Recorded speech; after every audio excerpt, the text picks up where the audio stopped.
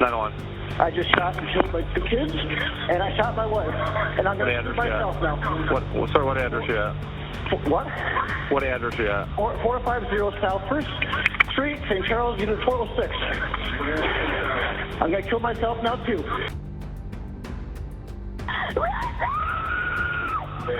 911. Come here! Now! Where do you need help at? St. Charles! Where in St. Charles? Oh my God, my husband shot my kids! Okay, I need to know where you are. I can help you, but I need help. Why would a father, seemingly without warning, murder his 2 daughters and make their mother live through it? This wasn't just a crime, it was a message. And the warning signs? They were there all along, but no one saw them. This is the story of the Coffland family, the unraveling no one saw coming. Oh my God, my husband shot my kids! In less than 5 minutes, a family was destroyed. 2 teenage girls, twins, gunned down in cold blood. Their mother left bleeding on the floor. The killer? Their own father. St. Charles isn't the kind of place where horror lives. It's safe, quiet, a town with tree-lined streets, bake sales, and tidy driveways. The kind of place people move to when they want to escape danger. Tiffany and Brittany Coffland were 16th, honor roll students, bright, kind, full of the kind of energy only found in people who haven't yet seen the world's darkest side. Tiffany loved fashion, beauty tips, and was rarely seen without eyeliner. Brittany was quieter, introspective, thoughtful, the kind of girl who always had music playing in her headphones. They were inseparable, but even the strongest bond couldn't protect them from what was coming. Their father, Randall Coffland, was the kind of man who always had to be right, always had to win, a systems engineer by trade, precise, logical, and controlling. He didn't hit, he didn't scream, but he controlled the thermostat, the conversations, the family calendar, the girls' decisions, their mother's movements. Anjum Coffland, their mother, had tried to hold the family together, but by late 2016, it was falling apart. The arguments had become unbearable, so she left, taking Tiffany and Brittany with her, hoping distance would bring peace. But the separation didn't stop Randall. If anything, it made him more dangerous.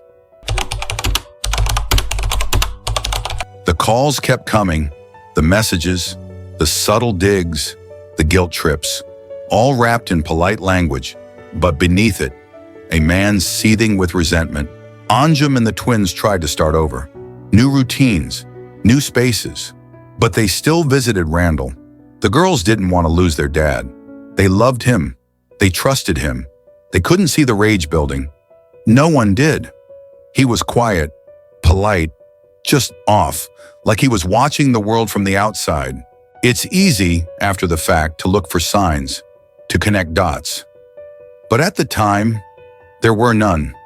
No restraining orders, no threats on paper. Just quiet tension. A man slipping into something dark while still wearing the mask of normalcy. And then, in March of 2017, he made his final move. 911. I just shot and killed my 2 kids, and I shot my wife. And I'm going to shoot myself now. It wasn't a crime of passion. It was planned, cold, calculated, a message carved in blood. They thought distance would bring peace, that walking away would be the answer. But sometimes, the farther you run, the closer danger gets. It started like any other Friday. Brittany had a shift at work. Tiffany had been texting friends, talking about makeup and playlists. Their mom, Anjum, had made plans to visit Randall at the house that day. She was hesitant, but Randall had asked her to come talk. He said he wanted to work things out. "Please, I miss the girls. Let's try to be a family again." Anjum agreed, just for a short visit. She didn't know it would be a trap. While Anjum got ready, Randall was preparing something else. He had already bought a revolver days before, a .38 caliber. He didn't need it for protection. He needed it for control. And he had a plan. She stepped into the house just after 5 p.m. The twins were already there. Randall had asked them to come after school. Said he had something important to say. The home looked the same, smelled the same, but something felt off. And then it happened. I want you to live and suffer like I did. 911. I just shot and killed my two kids, and I shot my wife. And I'm What going to address shoot you at? myself now. Sir, what address you at? What? What address you at? 450 South First Street, St. Charles, Unit 406. I'm going to kill myself now, too. My two girls are dead, and I'm killing myself. Sir. All right, so 450 South First Street in St. Charles? Sir, stay on the line with me. He waited until they were all together. Then he pulled the gun from the drawer. Without warning, he turned on them. Randall shot Brittany first, then Tiffany. Both girls died instantly, his own daughters, shot in the head. Then he turned the gun on Anjum, shot her in the legs.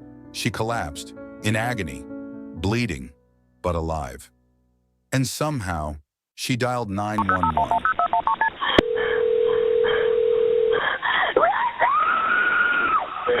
I don't know. Bert, come here now!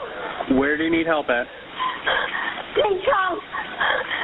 Where in St. Charles? Oh my God, my Her husband voice, shot my kids. raw, broken, is the sound of a mother who just witnessed the unimaginable.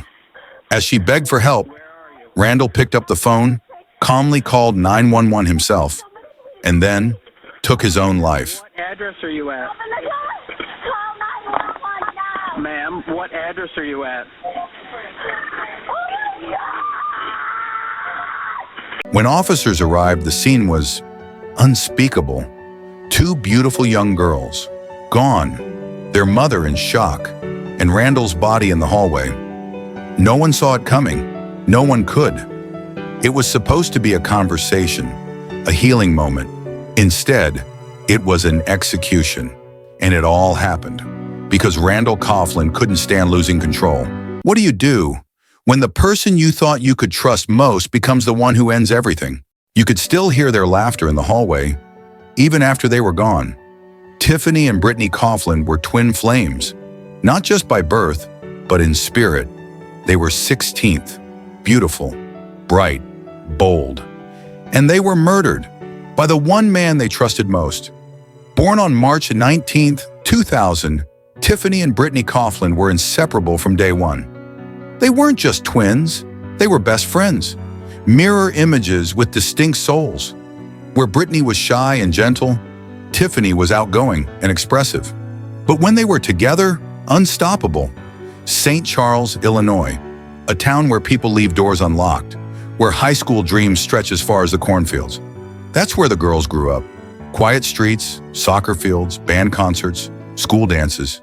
Brittany loved music, piano, trumpet. She had this quiet focus, like she was always building something inside her mind. Tiffany, she was the social one. Snapchat queen, selfies, jokes in the hallway. She had this laugh that could light up the room. But as they grew older, life inside the Coffland home started to feel smaller. Randall didn't like the girls texting friends late, didn't like certain music, wanted them home by 6, no excuses. He said it was about keeping them safe, but to them, it was suffocating. Tiffany, why can't we just go out like normal kids? Randall, because I said so. Tiffany and Brittany knew how to work around the rules. They shared everything, passwords, crushes, fears. They were each other's safety net. When one was upset, the other stayed up. When one was grounded, they passed secret notes.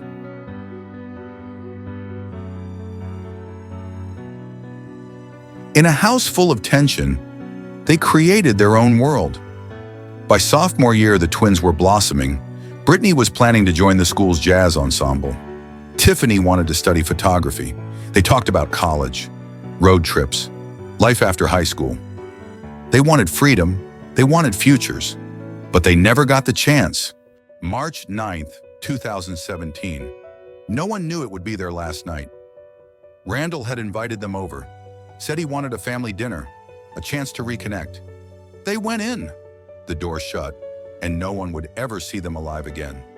Too often in cases like these, the victims get lost in the violence. But Tiffany and Brittany weren't just names in a headline.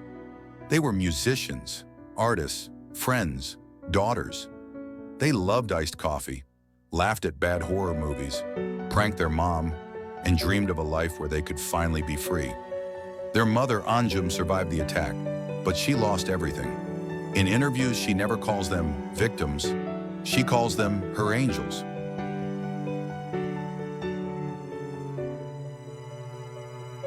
In the days that followed, hundreds gathered. The high school held vigils. Candles lined the football field. Students wept in silence. The town had never seen pain like this, and it would never forget. In the girls' honor, music scholarships were established. Their names echoed in school halls, not as tragedy, but as inspiration. They were stolen too soon, but they left a mark no monster could ever erase. In the end, it wasn't Randall Coffland who defined their lives. It was their love for each other, for their mom, for life. They lived with joy, even under shadows. And together, they are still shining.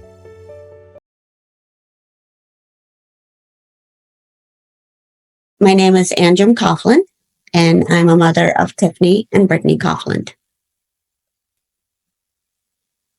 My husband and I, we were having problems for years and years and years, and we had finally decided, I think it would be a best decision to go our separate ways. He had asked me after I moved out that he had asked me to move back in with him almost like 2 weeks later.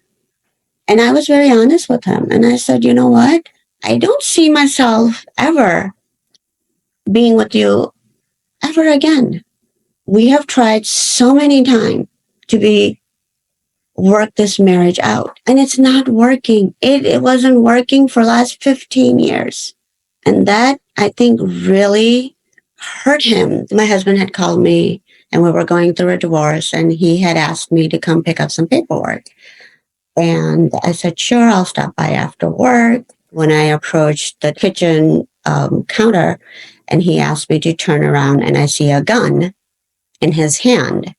And at that point, I realized this is something very serious, and I was very scared. And I did tell him that it's like, what do you think you're doing? And he had, at that point, had told me that he had killed our children, and he's going to kill himself as well. And during all that time, I also got shot because I honestly believe he wanted to kill me that day as well. It wasn't easy in the beginning. I felt like I couldn't do it. But at the same time, I also went into like a survival mode. And going through it just meant taking it day by day and come to realizing that, you know what, if there is such thing as God, if there is such thing as heaven and hell, I need to make sure I end up with my girls and be with my girls. If I do something stupid, I may not end up with my girls. And I want to go see them again. That keeps me going. I'm stressed out every day. Every day, I don't know how I'm going to get up in the morning and go to work. But I push myself to get through it because nobody understands that you're going through something so major, such a trauma. And I think my girls would be so proud of me because I'm going to keep pushing myself. I learned a lot about myself. I think the one thing that I did not think I was capable of doing is to taking care of myself. And I'm surprised that where I am right now, it's going to be 5 years. And I also realized that I'm not as, I don't want to put label, but like dumb or stupid or not capable of figuring things out. Because I was put in that position. I was forced to be in that position.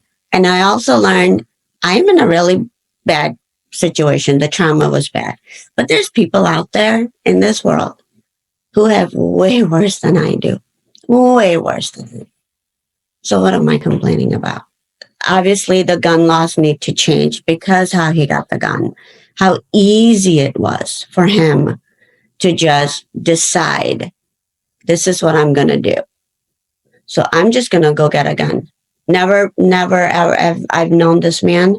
He has never touched a gun. And because his state of mind, he decided He's just going to go get it and he's going to do this. And then within a week, he went and bought another one. He had 2 guns, like a backup gun in case one doesn't work. One phone call, not to me, maybe to his friend, maybe to his coworker, maybe to one of anyone. Everybody knew we were going through divorce. Everybody knew that. One phone call would have saved all this. It takes time to heal. You're never going to heal all the way through, but don't think this is the end of it, that you cannot do this. You can. You have to push yourself. You have to have yourself talk. You got this. You're going to do this. Do not give up on yourself. Keep going. Keep pushing.